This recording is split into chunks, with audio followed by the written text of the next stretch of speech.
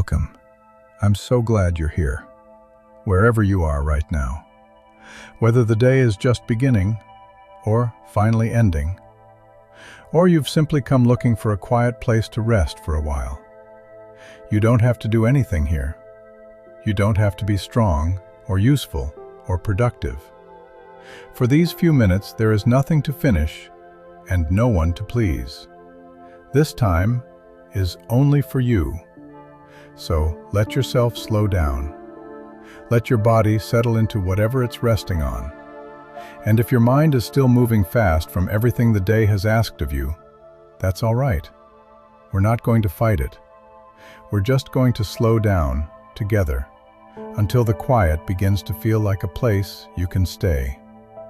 Tonight, or whenever this finds you, I want to tell you a very old story. It's the story of a woman who once felt completely alone, unseen by everyone around her, and how she discovered that she was seen after all. If some part of you has felt overlooked lately, quietly passed over, as if you could disappear and no one would notice, then this story is for you. So let the room around you soften, and let a different place rise up in its stead. Picture a desert at night. Not a frightening place, a quiet one. The sun is long gone, and the air has turned cool and clean. The sand still holds a little of the day's warmth, faintly, like the memory of a hand that rested there a moment ago.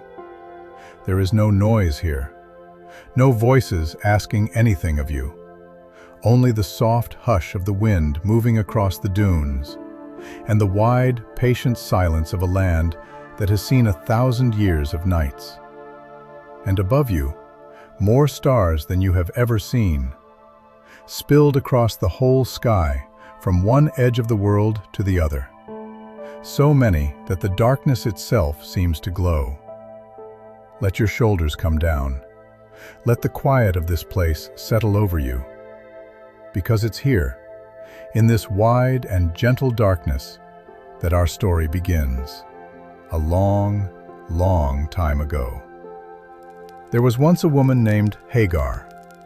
She was born far from home in the land of Egypt, and somewhere along the way, her life had stopped belonging to her.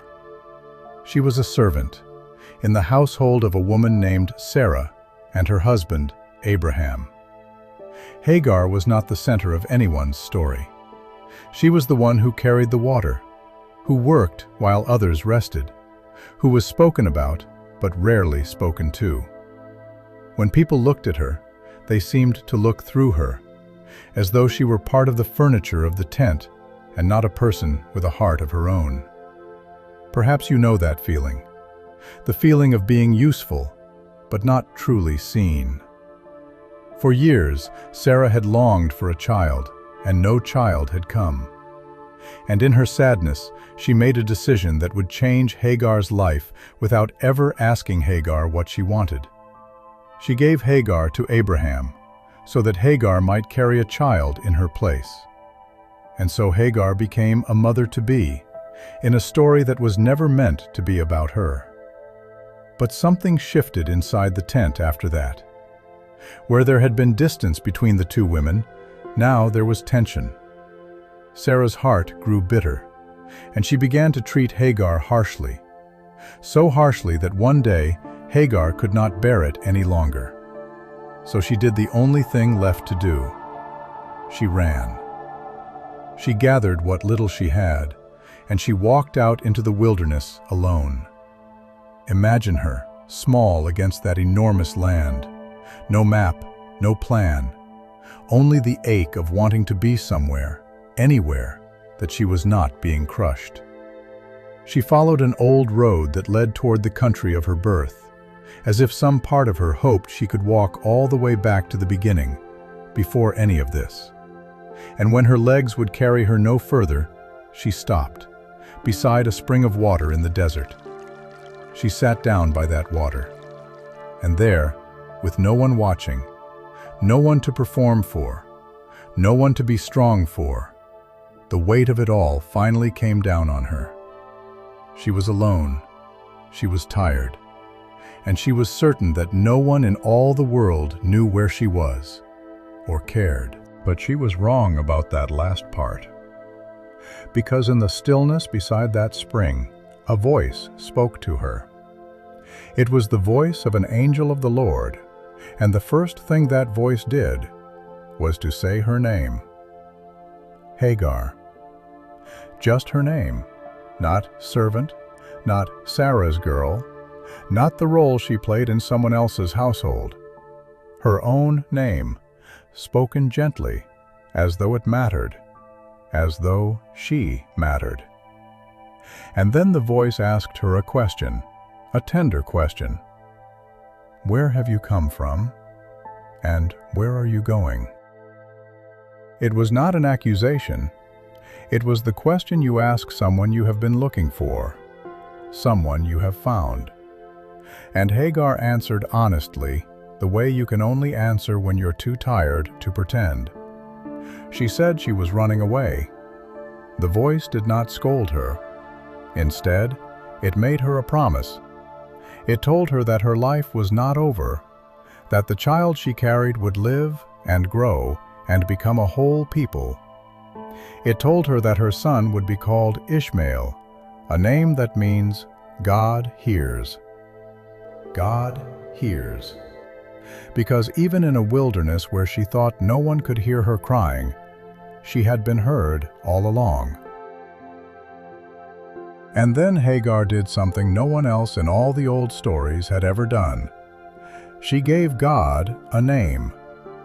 Not a king, not a hero, not a great and famous man, but a runaway servant, a foreign woman alone in the desert. She was the first to look up and put words to who God was to her. And the name she gave was this: You are the God who sees me. The God who sees me.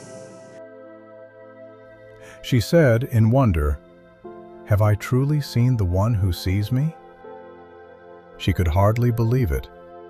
All this time she had felt invisible, and here, in the emptiest place she had ever been, she discovered she had been seen the whole time. They called that spring the Well of the Living One Who Sees Me, and travelers passed it for generations, a small well in a wide desert, quietly reminding anyone who was thirsty that they, too, were seen. Now let the years drift by, softly, the way years do. Hagar returned, and her son Ishmael was born, and he grew.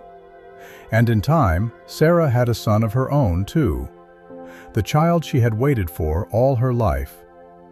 And once again, the old tension rose in the household. And once again, Hagar and her boy found themselves sent away, out into the wilderness. This time she was not running. This time she was simply let go. With a little bread and a skin of water and her son beside her, they walked. And the water in the skin grew lighter and lighter until it was empty. And a mother's heart, in a moment like that, can break in a very quiet way. Hagar could not bear to watch her son suffer. So gently, she helped him rest in the shade of a small desert shrub.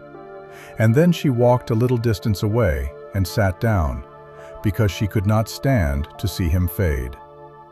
And she wept. She thought this was the end of their story. She thought, once again, that they were alone and unseen and forgotten in an empty land. But heaven was listening. God heard the boy, and an angel called out to Hagar, and once more that voice spoke her name. Hagar, what troubles you? Do not be afraid. God has heard. Do not be afraid. And then something beautiful happened. The story says that God opened her eyes, and she saw a well of water. The well may have been there all along, but now she could see it. Now, in her despair, her eyes were open to the mercy that was right in front of her. And she rose, and she filled the skin, and she gave her son a drink. and they lived. They were not forgotten. The God who sees had seen them again. The God who hears had heard. And Ishmael grew up in that wilderness, under an open sky, held by a God who never once looked away. Now let the desert soften and fade, and stay here with me a moment longer, in the quiet. I wonder if there is a part of you that feels a little like Hagar right now. Maybe you spend your days being useful to everyone, and you wonder if anyone truly sees you. Not what you do, not what you provide, but you.